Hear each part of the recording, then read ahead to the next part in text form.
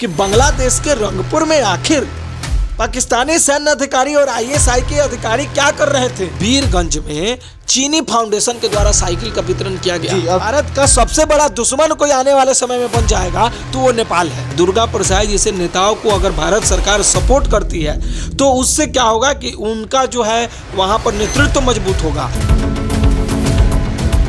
नमस्कार, मेरा नाम है आदर्श और आप देख रहे हैं फाइनल पोस्ट।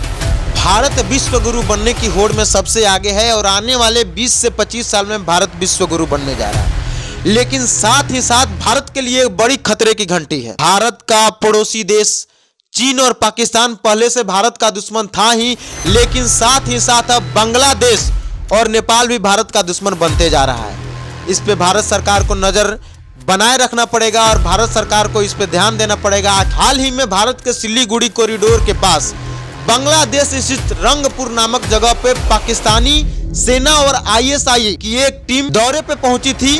और क्या कुछ खबर है, दौरे पे क्यों पहुंची थी, आखिर पाकिस्तानी सेना और आईएसआई बांग्लादेश क्यों पहुंची थी। बांग्लादेश की जो बढ़ती नजदीकियां है चीन के साथ, पाकिस्तान के साथ, क्या कुछ खबर है, जानेंगे हम इस पूरे वीडियो में। हमारे साथ मौजूद है हमारे एडिटर पुरुषोत्तम कुमार। सबसे पहले स्वागत है। धन्यवाद आदर्श।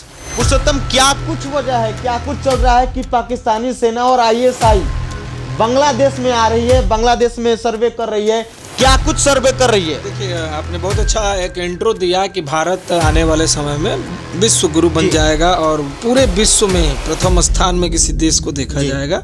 ये कल्पना हम लोग करते हैं, शायद ये इम्प्लीमेंट हो जाए और ऐसे भी भारत विश्व गुरु था, इसमें कोई दो राय नहीं है। लेकिन कुछ चैलेंजेज है आदर्श, चैलेंजेज प्रतिदिन बढ़ रहे हैं। सिर्फ चैलेंज पाकिस्तान के साथ नहीं है, तमाम न्यूज चैनलों पर आप देखिएगा हिंदुस्तान और पाकिस्तान को लेकर के वाद विवाद दिखाए जाते हैं। चैलेंजेस बढ़ रही हैं और वो खतरे की घंटी है अपने भारत के लिए। भारत को क्षति पहुंचा सकती है, आर्थिक रूप से, भौगोलिक दृष्टिकोण से, सभी तरह से भारत को कमजोर करना ही इन देशों का अब एक जो विजन है वही है, एजेंडा है। वो इसलिए कि उन्हें भी लग रहा है कि भारत बहुत प्रगतिशील है, भारत बहुत डेवलप हो रहा है, डेवलपमेंट हो रहा है और कहीं भारत विश्व गुरु न बन जाए। तो भारत विश्व गुरु बन जाए ये आखिर कौन चाहेगा?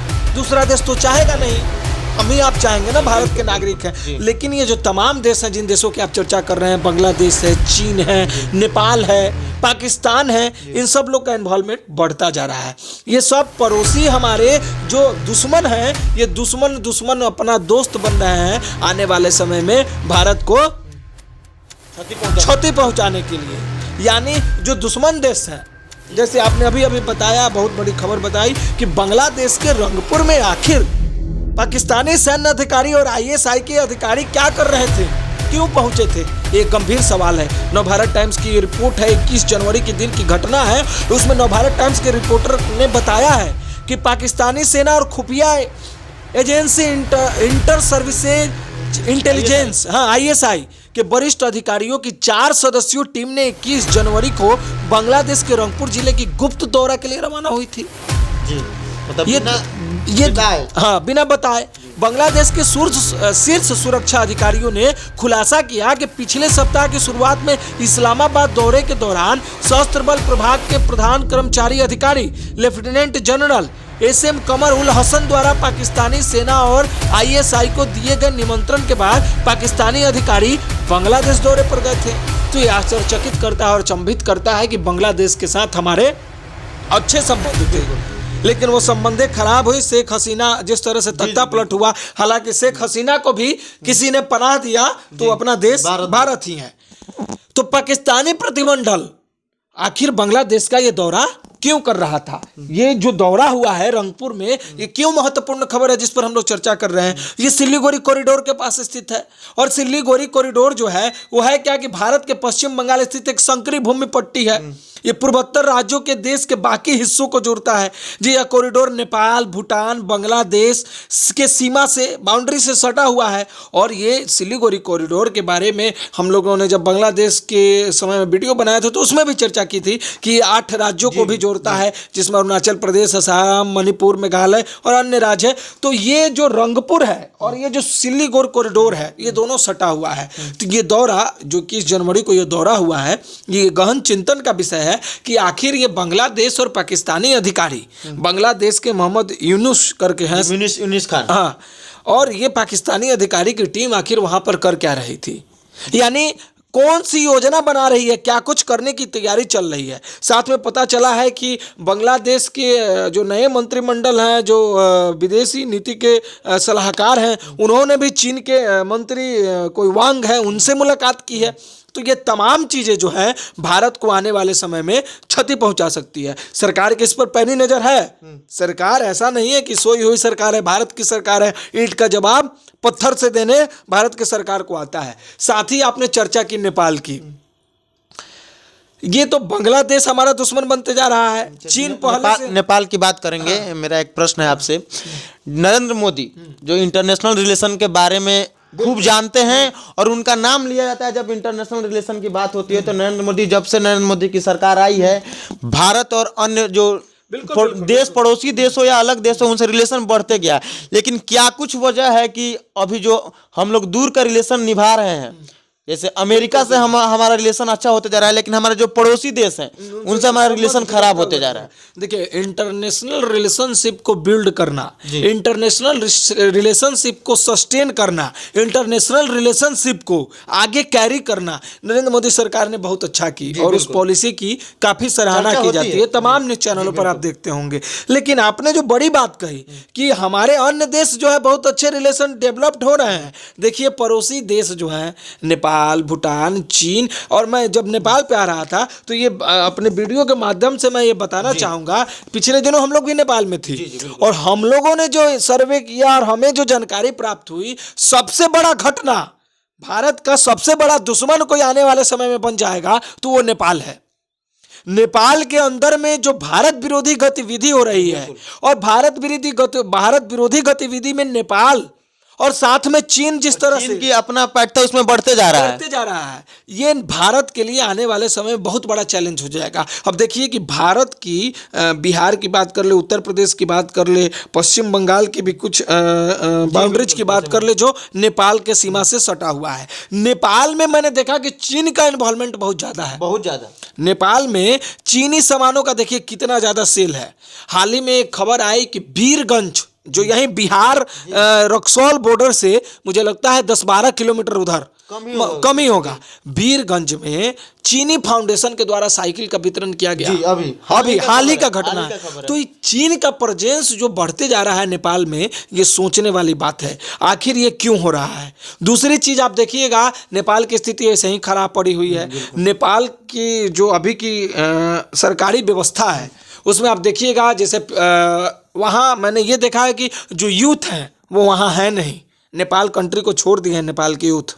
आप क्या बात कर रहे हैं? मतलब नेपाल के जो यूथ है नेपाल में नहीं है, फैक्ट्री नहीं है, रोजगार नहीं है जी, फैक्ट्री नहीं है, रोजगार नहीं है, पढ़ने के उचित समुचित व्यवस्था नहीं है, तो यूथ कहाँ जाएंगे? उन्होंने देश छोड़ दिया है, अमेरिका का रुख पकड़ रहे हैं, दुबई जा रहे हैं, कुछ इंडिया आ रहे हैं। तो नेपाल की जो अभी व्यवस्था है, अब आप देखिए ना, जब वीरगंज से आप काठमांडू की यात्रा कीजिएगा, रास्ते में पड़ने वाले अधिकतर फैक्ट्री आपको बंद दिखाई देंगे।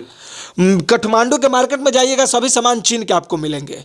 और ऐसे में दूसरी चीज जो मैं बताना बहुत ही महत्वपूर्ण है, दुर्गा प्रसाद नामक एक व्यक्ति है वहाँ, नेता हैं, जो हिंदुवादी छवि को वहाँ फिर से इम्प्लीमेंट करने में लगे हुए हैं और इस चीज़ की मांग कर रहे हैं कि नेपाल हिंदू राष्ट्र था और फिर से इसे हिंदू राष्ट्र बनाना चाहिए। उनका ये कहना, जब इंटरव्यू हुआ तो ये समझ में आया। प्रतिदिन उनका कहना है कि वहाँ 2 कम से कम चर्च बनाए जा रहे हैं, यानी जो मिशनरी की व्यवस्था है, जो चर्च की जो व्यवस्था है, उसको इम्प्लीमेंट किया जा रहा है, चीन को बढ़ावा दिया जा रहा है। साथ ही साथ जो चीज़ें वहाँ जानकारी मिली कि नेपाल एक ऐसा देश हो गया है जो भारत में fake currency, duplicate currency Nepal के थ्रू आ रहा है, और जो सोने का कारोबार है, जो इलीगल कारोबार है, वो भी नेपाल के थ्रू भारत में हो रहा है। तो देखिए, आर्थिक रूप से कमज़ोर करने को भारत को और फिर बाउंड्रीज लाइन जो चीन जिस तरह से कर रहा है, बांग्लादेश के साथ मिलकर के, नेपाल के साथ मिलकर के, पाकिस्तान के साथ मिलकर के, तो ये तमाम जो 3-4 देश हैं, ये सब मिलकर के जो एक योजना बना करके, पूरी तरह से योजना बना करके भारत को पीछे लाने में, भारत को विश्व गुरु न बनने देने की ये एक योजना है। तो नेपाल मतलब आर्थिक रूप से बहुत गरीब राज्य है, गरीब देश है। तो चीन उसकी मदद कर रहा है। चीन मदद कर रहा है। तो भारत के लिए अगर दिक्कत हो रही है, अगर चीन मदद कर रहा है, तो फिर भारत क्यों नहीं मदद कर रहा है? बिल्कुल, ये आप गंभीर सवाल है कि भारत क्यों नहीं मदद कर रहा है। अगर आने वाले समय में अगर भारत ऐसा ही नजर छुपाए रखे नेपाल से, तो फिर आने वाला समय में नेपाल और चीन में कोई अंतर नहीं रह जाएगा। देखिए, अगर अपना प्रेजेंस इंडिया, जैसे वहाँ जो दुर्गा प्रसाद जैसे नेता हैं नेपाल के, अगर वैसे नेताओं का सपोर्ट इंडिया नहीं करती है, देखिए हर एक जगह आप देखिएगा एक लड़ाई छिड़ी हुई है। बांग्लादेश में भी हिंदू बनाम लड़ाई छिड़ी हुई है और नेपाल में भी हिंदू बनाम लड़ाई छिड़ी हुई है। तो वैसे नेताओं को इंडियन गवर्नमेंट को, अपने भारत देश की जो सरकार है उसको सपोर्ट करने की ज़रूरत है। दुर्गा प्रसाद जैसे नेताओं को अगर भारत सरकार सपोर्ट करती है तो उससे क्या होगा कि उनका जो है वहाँ पर नेतृत्व मजबूत होगा और फिर से वो अपनी जो उनकी मांग है उसको बुलंदी के साथ उसको बड़ी जोर शोर से रखेंगे, तभी जाकर के कुछ होगा। बहुत अच्छा सवाल आपने किया कि भारत को इन सब चीज़ों पर पैनी नज़र रखना चाहिए। बिल्कुल, अभी ज़रूरत है भारत को नेपाल के ऊपर अपना वर्चस्व कायम करने की, नेपाल के ऊपर गहरी पैठ रखने की। आप देखिएगा जितने भी सारे जो इंटरनेशनल लेवल के क्राइम होते हैं, आतंकवाद से जुड़ी घटना होती है, जब रिपोर्ट आती है तो उसमें देखिएगा नेपाल में ही उन योजनाओं के बारे में, उनके जो इम्प्लीमेंट करना कैसे वो चीज़ें होंगी, आतंकवादी गतिविधि जो होंगी, मतलब वो सब नेपाल में होता है। मतलब कहीं ना कहीं नेपाल, पाकिस्तान, बांग्लादेश, जहां भी भारत विरोधी गतिविधियां चल रही है उसमें चीन का हाथ है। हाँ बिल्कुल, और उसमें चीन की योजनाएं हैं, स्कीम है, एजेंडा है। हाँ देखिए, ये जो 4 देशें हैं इस पर इंडियन गवर्नमेंट को ध्यान रखने की जरूरत है, पैनी नजर रखने की जरूरत है, क्योंकि यही 4 देश आने वाले समय में भारत को विश्व गुरु बनने से रोकने का काम करेगी और भारत को विश्व गुरु शांति रूप से नहीं, अशांति फैलाने का ये काम करेगी, भारत को पीछे खींचने की काम करेगी। फेक करेंसी जिस तरह से नेपाल से इंडिया में आ रहा है, इससे क्या हो रहा है, अपना इंडिया का आर्थिक जो है जो आर्थिक यहाँ का जो इकोनॉमिक जो है व्यवस्था वो कमज़ोर हो रही है। आर्थिक ढांचे को गिराने की साजिश है।